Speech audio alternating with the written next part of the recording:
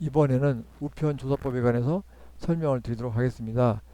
우편조사법은 메일 퀘스처네어 서베이라고 하는데 이 메일은 우편이라는 의미고 이 퀘스처네어는 설문지라는 의미입니다. 그래서 영어를 그대로 직역하면은 그 우편 설문지 뭐 설문조사 그런 식의 표현이 되는데 여하튼 쉽게 얘기해서 우편조사법이 되겠습니다.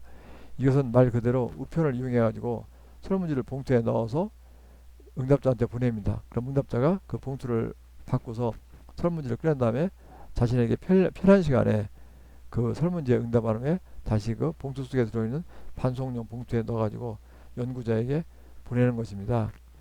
그래서 금방 이제 알 수 있듯이 역시 이제 다른 그 설문조사 방법과 마찬가지로 우편조사도 여러 가지 장점과 단점을 가지고 있습니다.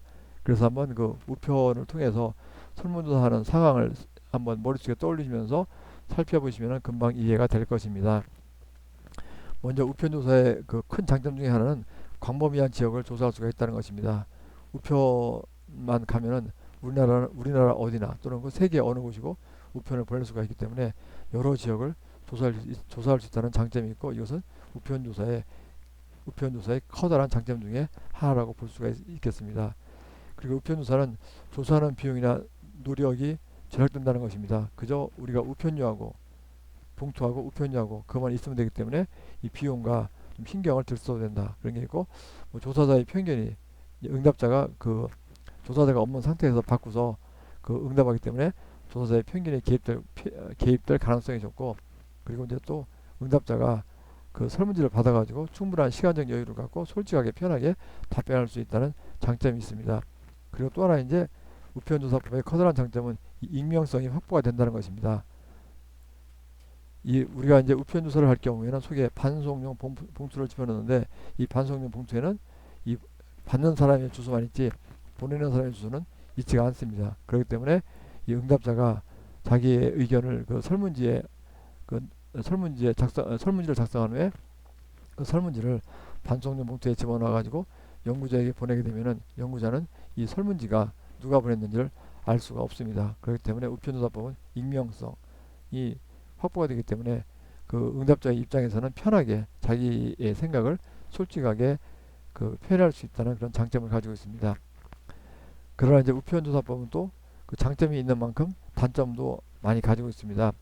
첫 번째가 이제 회수율이 낮다는 것입니다. 그리고 또 회수할 때까지 시간이 많이 걸립니다.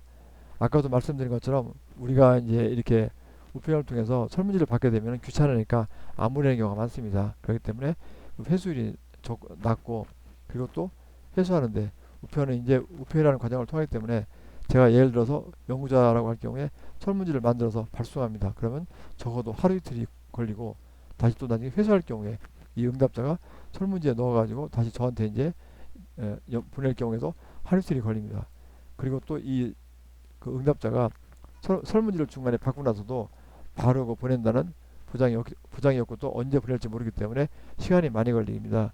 그렇기 때문에 그 회수하는데 시간이 많이 걸린다는 그런 거 단점이 있습니다.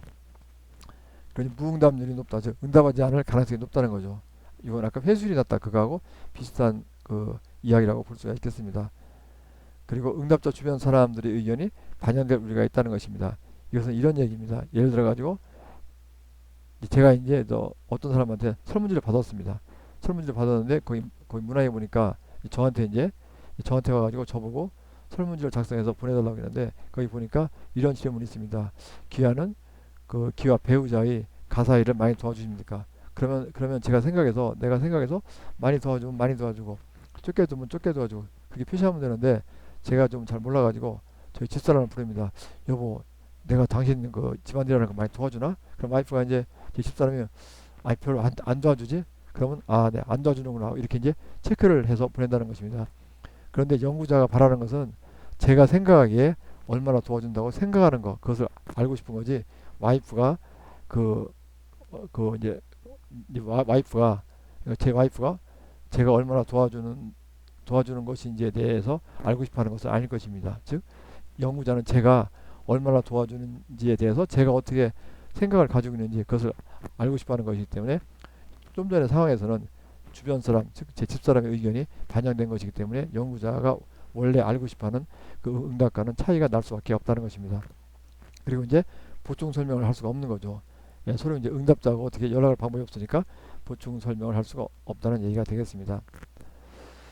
그리고 이제 우편조사법의 경우에 이 교재 보면은 우편조사법에서 회수율과 자료의 정확성에 영향을 미치는 요인이라고 해서 장황하게 써놨습니다. 그런데 이 부분은 거의 대부분이 이 우편조사법만 관련되는 것이 아니라 대부분이 설문조사에 관련이 된다고 볼 수가 있겠습니다.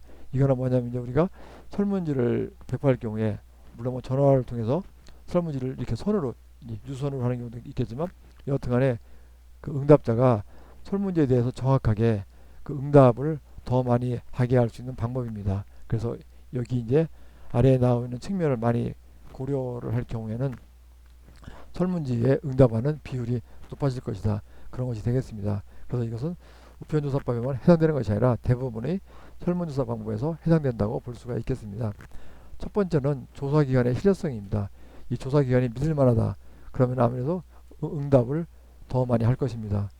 보니까 조사기관이 아리까리하다. 좀 사기인 것 같다. 무슨 마케팅하는 것 같다. 그럴 경우에는 그 설문지에 응답을 하지 않을 가능성이 클 것입니다. 그래서 조사자나 조사기관의 신뢰성이 믿을만할 경우에는 그 설문지를 작성할 가능성이 크다는 이야기가 되겠습니다. 두 번째가 이제 설문 협조문의 스타일 및 내용입니다.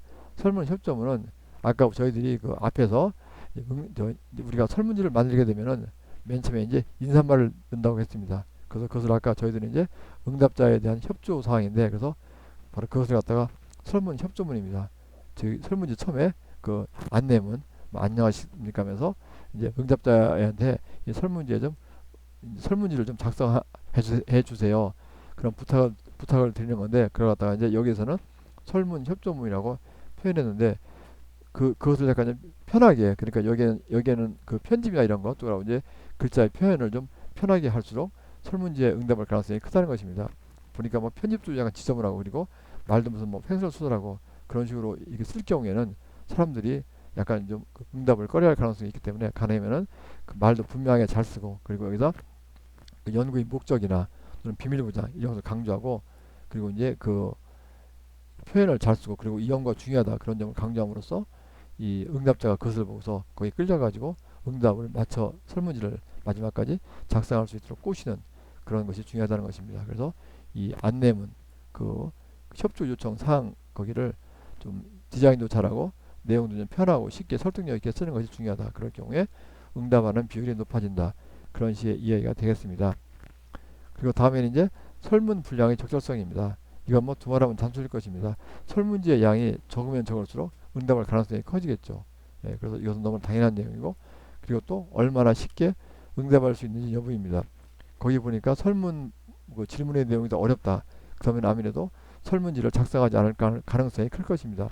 그런데 그 설문 그 질문지의 내용이 그 쉽고 그럴 경우에는 그 설문지를 마지막까지 작성해서 완성할 가능성이 클 것입니다. 그리고 또 설문 응답에 대한 동기부여입니다.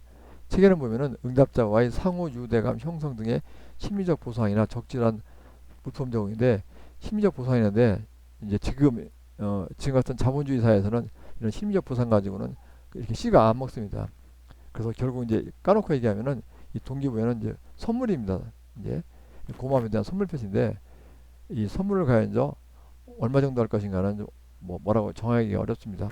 그래서 예전에는 그 설문지를 돌릴 때 조그마한 포스트잇 같은 거, 포스트잇 그런 것이나 이 포스트잇이나 무슨 볼펜 같은 경우 또는 치약 같은 거 그런 것을 넣는데 지금은 모르겠습니다.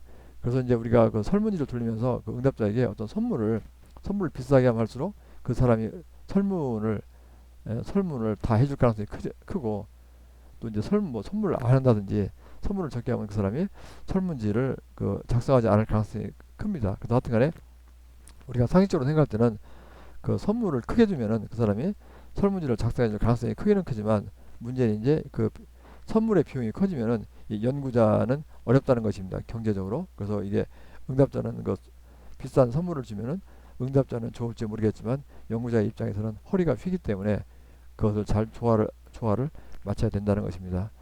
그래서 이 다섯 가지가 그렇습니다. 그리고 이제 또 하나 보면 설문 응답의 마감일 정하기가 있습니다. 이것은 이제 우편조사에만 해당이 된다고 볼 수가 있겠습니다. 이 나머지 1, 2, 3, 4번은 제 생각에는 우편조사뿐만 아니라 모든 설문조사에 해당이 된다고 볼 수가 있는데 여기 보면은 설문 응답에 마감일 전하기는 그 우편 그 조사에만 해당이 된다고 볼 수가 있겠습니다. 우리가 이제 우편을 통해서 그 설문지를 보낼 경우에는 그 이제 이 안내문에다가 씁니다. 이 설문지를 가급적이면은 좀 가능하면 언제 언제까지 보내달라고 그 날짜를 씁니다. 그래서 이것이 이제 이렇게 날짜를 쓰게 되면 이제 이 사람이 설문지를 그날까지 작성을 해가지고 설문지를 보냅니다. 그렇지만 어느 경우에는 이 날짜를 써놓으면 예를 들어가지고 설문지를 보내고 나서 이 연구자가 2주 이내에 이제 2주 정도 기간을 두고서 설문지에 좀 응답을 해달라. 그런 식으로 이제 그 안내문에 썼을 경우에는 응답자 입장에서는 제가 응답자가 요새 바쁘다. 바쁠 때는 2주란 것이 응답자의 경우에는 2주란 것이 충분한 시간일 수가 있겠지만 그 응답자의 상황에 따라서 내가 무슨 사업을 한다든지 바쁠 경우에는 2주란 것도 그 시간이 촉박할 수가 있습니다. 왜냐하면 내가 이렇게 짬을 내기가 어려우니까. 그러니까 응답자가 숙제 그러니까 바쁘니까 이 설문지를 포기하고서 보내지 않을 수가 있다는 것입니다. 그래서 결국 이제 이 마감일 정하는 것이 이제 좀 신중할 필요가 있다고 되는데, 근데 일반적으로 이 마감일은 정해주는 게 좋다는 것이 저희 개인적인 생각입니다. 그래서 뭐 2주나 3주 충분한 좀 여유를 두고서 그러니까 그 앞에다가 가능하다면 뭐 언제 언제까지 설문지를 완성해서 보내주시면 감사하겠습니다. 그렇게 저 마감일을 정해줘야지 마감일을 정해주지 않으면 이게 언제 올지 모르니까 그 연구자가 그렇다고 해서 그 설문지를 안 오는 설문지를 더군다나 이 사람이 보내줄지 안 보내줄지 확실하지 알지도 못하는 설문지를 목이 빠지라고 언제까지 기다릴 수가 없기 때문에 우편조사의 경우에는 마감일을 정해주는 것이 좋다는 것이 저희 개인적인 생각입니다. 너무 좀 사설이 길었습니다. 그럼 또 잠깐 쉬고 또 계속하도록 하겠습니다.